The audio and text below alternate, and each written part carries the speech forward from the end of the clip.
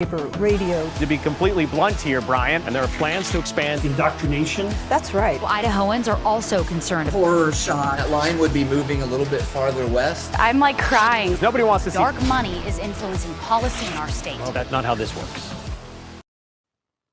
Well, hello there, and welcome to Nowhere to Hide. I'm Brian Hyde, and today we're going to be talking about a world turned upside down, and it's going to cover everything from medical greens to drag queens to religious extremes.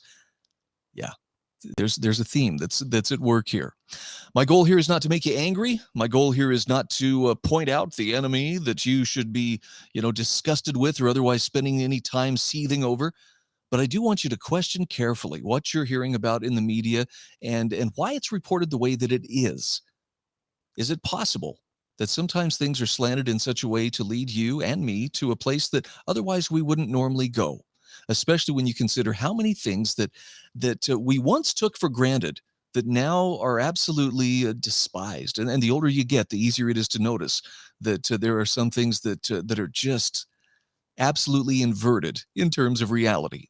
Now, I'm going to start with something fairly mild, but this is apparently a pretty big deal now. This is a headline from I believe this is the Idaho Capital Sun. We can't wait any longer. Idaho Healthcare Group wants action on climate change. Now, Idaho Clinicians for Climate and Health founder says it's not a political issue, which, by the way, that's your first clue. It is a political issue. And so this isn't political, but here goes. It's a healthcare issue.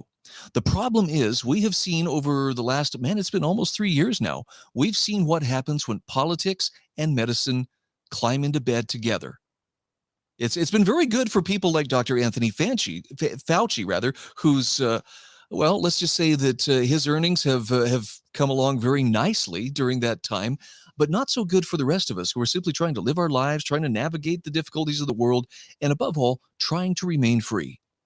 So here goes one crisis, right? The pandemic is over. Come on, Joe Biden said so, or at least his handlers are allowing him to get away with saying it. They didn't walk it all the way back, but we have a new crisis about to take its place. And so it's a little bit disturbing to see that we now have healthcare providers stepping up and stumping for the issue of climate change. Now, lest you doubt that there's anything to this, well, come on. You're trying to say that they're pushing climate as the next crisis?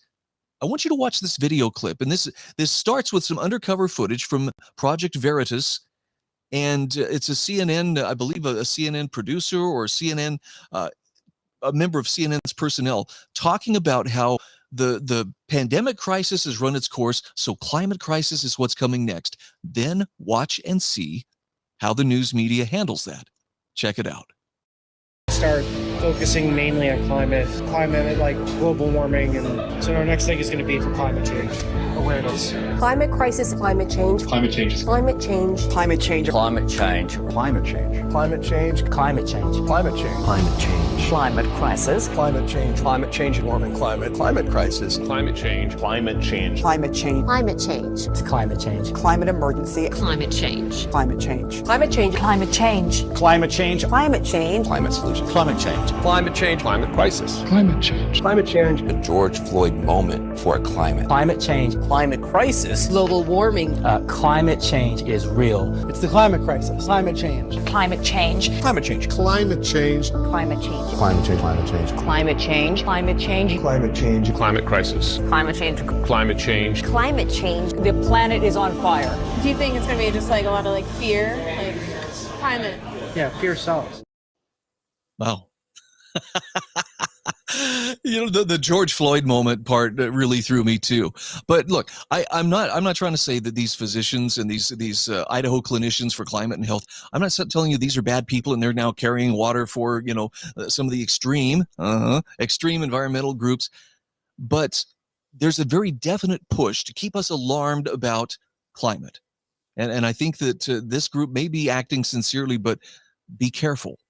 Because what starts out as acting sincerely can suddenly turn into, why are we living in the cold again? And why am I waiting for my electric car to charge? And why am I eating bugs? Oh, yes, to make the weather better. Now, the article goes on to say the goals are simple: to help healthcare as an industry reduce its carbon footprint and to put our environment on a level with our diet when it comes to talking about health. Now, they do have some very informative information in this article as far as how much waste is generated just in a typical day at a typical hospital. And I think for like one surgical center, you're talking 180 plastic bags of trash. That's a lot. So I applaud the good stewardship being shown, but I'm very, very skeptical about where does this lead? And is this part of the larger climate crisis that is being pushed down upon us, from a number of different angles? I mean, not just nationally, not just, from the state, but you see this locally. I mean, Boise's mayor, McLean, is very into climate and fixing the climate. And of course, even globally, that's where this comes from. Now, the doctor who is one of the founding members here for Idaho Clinicians for Climate and Health, Dr. Ethan Sims, says as pressing as the scope and scale of this problem is, there are at least 2 or 3 solutions for every problem that exists. And we just need people going forward to tackle this problem because we can't wait any longer. Now, look, again, I'm just going to assume that this doctor is coming at this from a place of sincerity. But do you remember, you have to be over a certain age to remember a few years ago, back in 1988, when Yellowstone Park had a massive forest fire. And there was, lots of smoke billowing down. It had pretty much followed the entire Snake River Plain. And it was hard to breathe. It was miserable. Your eyes stung. And yet nobody was talking about climate change at that time. And I'm assuming it's because it wasn't a political issue then. The climate is always changing. The question is, does man actually have influence over the climate to where we're the ones causing those changes? And can these changes be solved, or can they be addressed by giving politicians more money in the form of taxes and more authority over our lives? So color me skeptical. I don't think that either one of those things are going to solve it. Let's jump on here to the next observation from this article. The group's goal right now is to show that a changing climate can damage their health. And this Dr. Sims says, I don't think that there's anyone out there in the world who's like, I'd like to have a cough for the rest of my life. That's okay. Like these 110-degree days, it's cool. They just keep doing that, Sims said. So I think there's nobody who doesn't agree that they don't want the negative effects of climate change. Wow, that's a lot of negatives. I'm sorry, you admit confirming that you never denied that you didn't say that. Am I following? No. Anyway, I wish them really the best in terms of if they want to practice good stewardship for their hospitals or for their medical clinics in terms of reducing their carbon footprint, have at it. But if this is just, more authoritative figures or more experts lining up behind the whole climate change crisis, that's probably what we need to be watching out for. So I hope that doesn't cast too many aspersions on what these clinicians, for health and climate in Idaho are looking at. But the idea that if we all just, submit to whatever the climate change policies are that are being proffered by people in places of power, that somehow this is all going to be better. I think it vastly overestimates, first of all, what human beings are capable of doing and what politicians' words on paper are actually capable of accomplishing. And we've already seen, I mean, come on, a devastating Hurricane Ian has just wreaked havoc on the west Gulf Coast there of Florida. Fort Myers, oh my word, if you haven't seen the footage of how much damage is done, and it's crazy to see how many people are like, well, the reason for that is because of climate change. Is it? I mean, if you remember Hurricane Katrina back in 2005 or some of the other hurricanes that have come on, there have been very destructive storms from time to time. To try to pin that on it's because you drive a car seems to be a bit of a stretch. But people who want power aren't necessarily known for trying to stay within the boundaries of reality. They'll do whatever it takes to shame us or scare us into doing what they want. All right, shifting gears. Let's talk about a drag performer suing a blogger for defamation over an edited video from an Idaho Pride performance. And the story itself is really not that crazy. Okay, someone was offended that this drag performer was offended that a video of his performance was posted, and apparently the blogger pixelated out the crotch area and was passing the video off as, well, see, this is because this person was showing their genitals where there were children present. Now, police who were, in the jurisdiction where this event took place, reviewed the unedited video. They said, look, we don't see any signs of indecent exposure. But somebody still needs to beat that drum about how only extremists could have a problem with performers in front of children and suggesting that there's anything wrong with that. So the story tells us Eric Posey filed the lawsuit Monday in court in northern Idaho, saying his reputation was damaged and professional opportunities suffered after a blogger by the name of Summer Bushnell, who runs a blog called The Bushnell Report, released the video and falsely told her social media followers that Posey had committed a felony by exposing himself to children during a Pride event in June. Now, subsequent police investigation cleared Posey of wrongdoing. A city prosecutor said the video showed no evidence of indecent exposure. So that's all fine and dandy, right?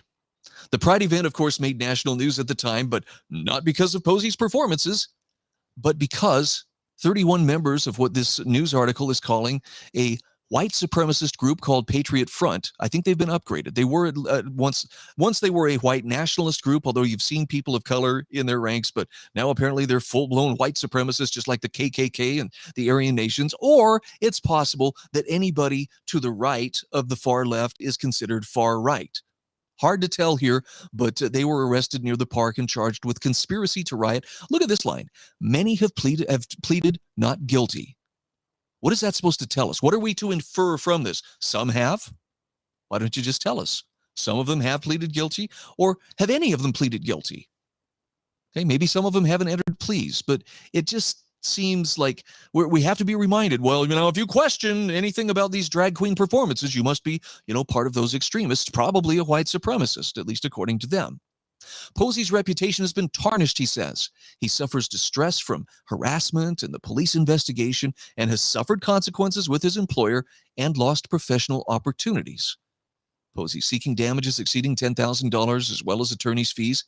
Misleading rhetoric, the article tells us, aimed at LGBTQ people. I don't know what was misleading. It was video of a person, performing. And if the person who released that video pixelated the crotch area with the intent to deceive, that's wrong. It's just as wrong as when media lies and shades things and omits truth in order to lead us in a predictable direction. So let's make sure that's clear. But they claim now that this misleading rhetoric, whatever that means, aimed at LGBTQ people has escalated in recent months, and events featuring drag queens are frequent targets. Just to clarify, the reason that any rhetoric whatsoever regarding these events has escalated in recent months, and particularly the events featuring drag queens, is because there are children involved. There was a time, and it wasn't that long ago, when it was absolutely understood you don't engage in degenerate behavior in front of kids. Whether that degenerate behavior is drunkenness, whether it's, loud profanity, or just, speaking or speaking in very graphic, vulgar terms, you just don't do that in front of kids. We are apparently supposed to believe that, it's okay for them to dress up in some hypersexualized version of the opposite sex and do that in front of little kids, and that's all good and dandy. And listen to this warning. Experts have warned that some extremist groups may see the rhetoric as a call to action. Really? What kind of extremist groups are we talking about? Are we talking parents who would say, kids, you're not going to the park today because a bunch of people are letting their freak flags fly? Is that the kind of extremist group we're talking about? Are we talking about churches which still maintain that there's a difference between right and wrong? What could it be that constitutes these extremist groups? I guess we're just supposed to make the connection. Basically, if you're speaking out against this, or if you are in any way less than supportive of it, well, you're on a par with Patriot Front, probably a white supremacist yourself, and you're encouraging people to violence. That's the call to action. Like I mentioned in a previous program here, somebody with a little self-awareness might just stop and think, gee, the pushback here and the people who are upset, well, the more these videos get out, the more hey, this is going to invite violence against us. It's not that people are out there looking for an excuse to go and be violent. And frankly, I've seen no examples of anybody being violent because of this. I've seen a number of people who've been very vocal in registering their disapproval and saying, we don't want to have this in our community. You shouldn't be doing that in front of kids. There's a difference. Words are not violence. Disapproval is not violence. But if you're actually doing something, like if you are behaving in a degenerate or deviant fashion in front of kids, maybe you should consider not doing that. Maybe that's the reason that people are getting upset, because they're seeing something that is inappropriate. But of course, we're not allowed to say that anymore, right? Day by day, year by year, things that were once unthinkable are now celebrated, sometimes even protected by law. Meanwhile, things that were once considered virtuous or things that were admired are now treated as hateful and backwards. And of course, the older you are, the more you're going to see this kind of thing. So my advice is, please don't be scared. Don't be afraid to, if you don't agree, it's fine. And I think most people really just have to, you have to be willing to take the slings and arrows of speaking up. You're going to be criticized. Nobody can stand for anything these days without being criticized. But especially if you're going to assert that there is still an objective standard of right and wrong, you're going to be lambasted. Invited to come attend your own struggle session where you can confess your sins and apologize. And maybe the crowd will, show you a little leniency and only beat you to a mildly bloody pulp, before canceling you and causing you to lose your job. I don't know. That doesn't sound like a very healthy society to me. And of course, thank you to the folks at Stone Toss Comics for providing an excellent illustration. Is this how we're supposed to view things? Well, churches, they're just grooming these kids, trying to turn them into a bunch of fanatics and religious extremists. So where do we take the kid? We'll take him to the drag show. That ought to be good for him. And by the way, here's a good example of what this looks like, at least from one Idaho journalist's point of view. A story broke in the last few days about influential members of the Church of Jesus Christ of Latter-day Saints, as well as the Catholic Church, have been pushing back against some reforms of state laws that would require clergy to report child sex abuse that's revealed during confessions. Now, look, the churches do not need to be conscripted into becoming law enforcement agencies or adjuncts to the law enforcement agencies. They do have a duty to report, and I think they take that seriously. But here's reliable old Brian Holmes from KTVB. Remind me again, it's the drag shows we have to worry about? Really, Brian? What are we supposed to infer from this? That the kids are going to be healthier, happier, they're going to be better off by attending, shows where unnatural or deviant behavior is celebrated, and perhaps even the idea implanted in their heads, hey, maybe you're one of us. Maybe you should come and do this too. Or being raised in churches, and, I'm speaking of some, I was raised and sent to church. That doesn't mean I always made great decisions, but it sure was good to have a foundation to fall back on and to realize that, when I need a reminder of what is right and what is wrong, and what is the ultimate authority beyond the state. Very important to realize that the state cannot be the sole moral authority in our lives. We'll talk a little bit more about that in just a few moments. As too many people are relying on the laws. Well, is it legal? As long as it's legal, then it must be right. That's not true. And if you're going to teach morality, and I mean the difference between right and wrong, to large numbers of people, religion is the best means of doing that, because you cannot be compelled. You can't be marched at gunpoint. Truant officers won't come and take you away or take your kids away if you're not attending. It's voluntary. Whereas things that are administered by the state always carry with them the threat of force. Always. Any conversation you have where you say, well, there ought to be a law about this, is inviting a man with a gun to sit down at the table. Now, some people don't like to acknowledge that reality. That's too harsh. That you're framing this in very stark terms, but that is the reality. That's why we have to be very careful where we exercise the state's power. It should be used to keep us free. It should be used to protect inalienable, natural, untransferable rights, not to impose ideological purity on the population, according to whomever is in power at that time. Now, having said that, that brings us to our next example of a world turned upside down.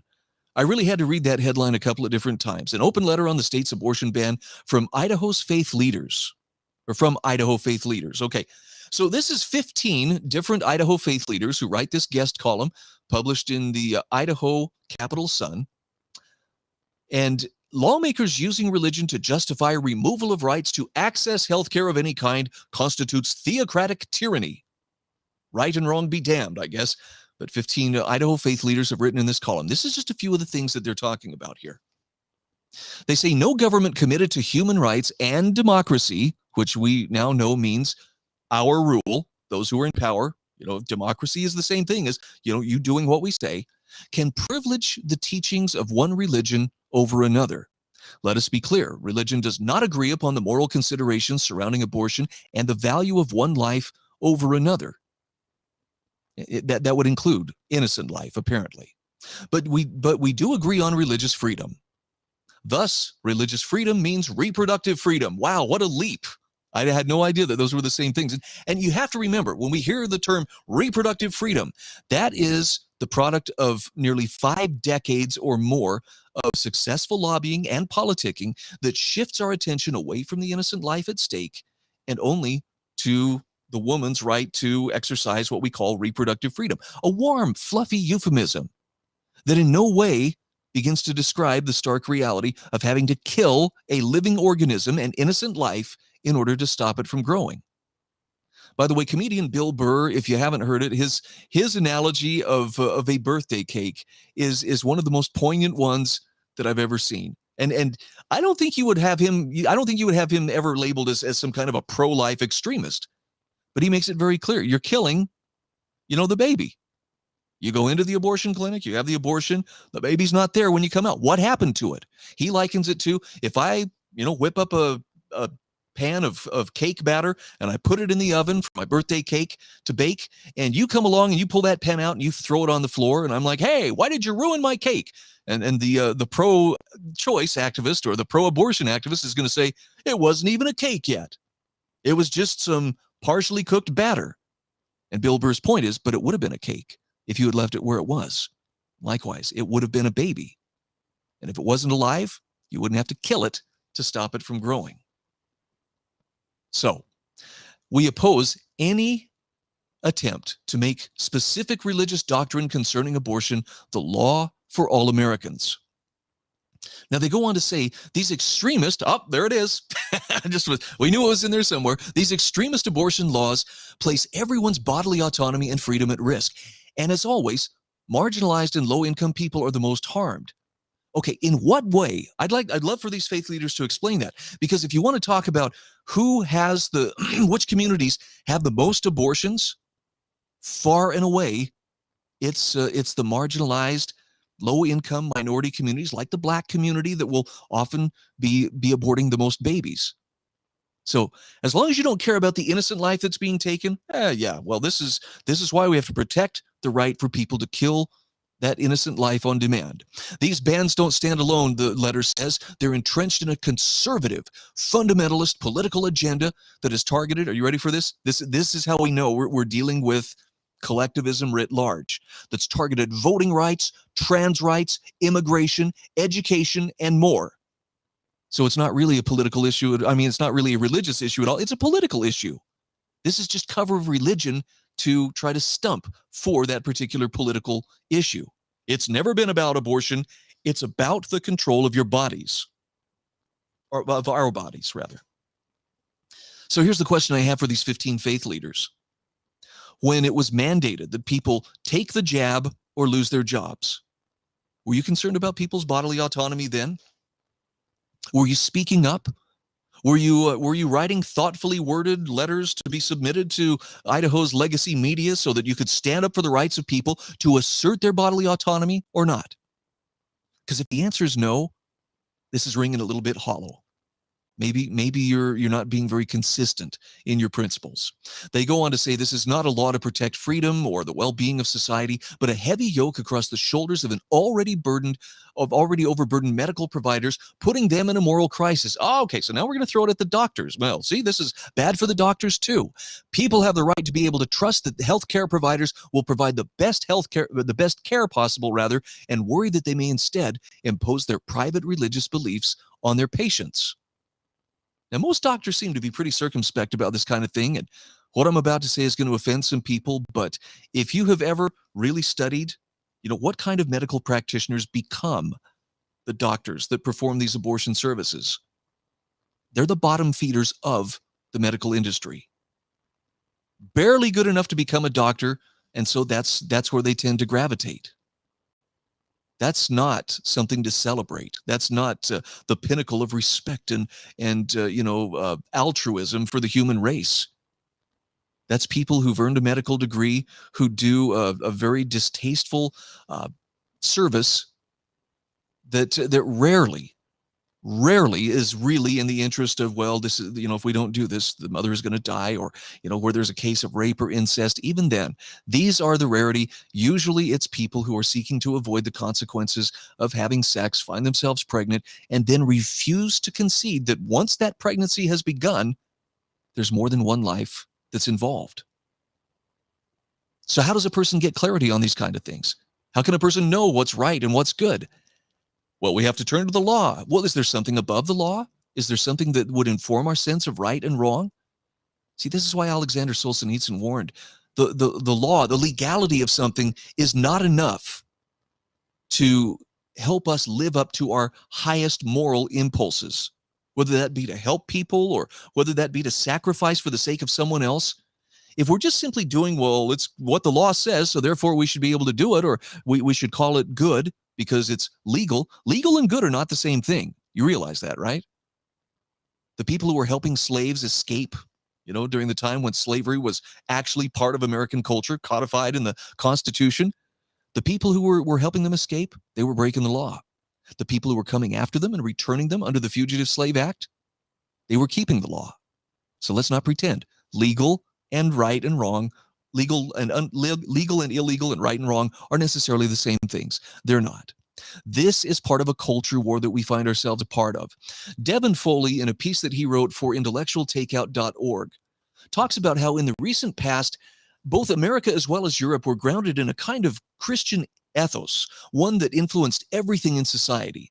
But today, it's being replaced by this egalitarian, nihilistic ethos in which individuals create their own beliefs and shape their lives and actions around them, and that's what's taking over. And if you don't tolerate or accept those behaviors, no matter how deranged or how degenerate, you will be labeled intolerant. You may even find yourself sideways with your employer, friends, school, the media, maybe even the law. And I don't use this word lightly, but this is war. It's culture war, but it's still a war. In fact, let's go to the guy who literally wrote the book on war. That would be Karl von Clausewitz. War is nothing but a duel on a larger scale. Countless duels go to make up war, but a picture of it as a whole can be formed by imagining a pair of wrestlers. Each tries through physical force to compel the other to do his will. His immediate aim is to throw his opponent in order to make him incapable of further resistance. This last line is what's important. War is thus an act of force to compel our enemy to do our will. Now I'm going to go back to Devin Foley's article for just a moment. Devin Foley says a culture war, therefore, may be considered a non-traditional war waged over the ethos or guiding beliefs which inform and shape the collective actions of a people, nation, or even civilization. It's a war over the very foundation of society, laws, morals, and customs, and in some ways reaches much deeper than many traditional wars. So yeah, it's war. And that's not a call to violence, but a recognition that no matter how neutral you may feel, no matter how much you may feel like, well, I don't want to be a part of it, this is just too divisive, or it's too indicative of conflict, I don't want to be a part of it. It's okay. It will come knocking for you when it's ready. In other words, there is no neutral place to sit this thing out. And the answer isn't to, well, let's pass laws and force everybody to think the same way. We simply have to govern ourselves. And, you ever wonder why abortion wasn't a huge issue in, the generations leading up to the Roe v. Wade decision 50 years ago? It's because people largely still understood the concept of self-governance. They understood that if someone is going to make sure that I am living, up to right and wrong, I have to be the one to do that. And the more that we're willing to do that, the less outside influence we feel. Right now, it feels like the laws are being twisted and turned to try to force us to accept realities that many of us cannot, in good conscience, accept. So if you want to know which way to go, be on good speaking terms with your conscience. It's going to give you a lot better guide than thousands and thousands of pages of laws or all the political rallies put together. I'm Brian Hyde, and this is Nowhere to Hide. Reporters are biased, the Idaho Press Club are biased, all media, newspaper, radio. To be completely blunt here, Brian, and there are plans to expand Indoctrination. That's right. Idahoans are also concerned. Horror shot. That line would be moving a little bit farther west. I'm like crying. Nobody wants to see Dark money is influencing policy in our state. Well, that's not how this works.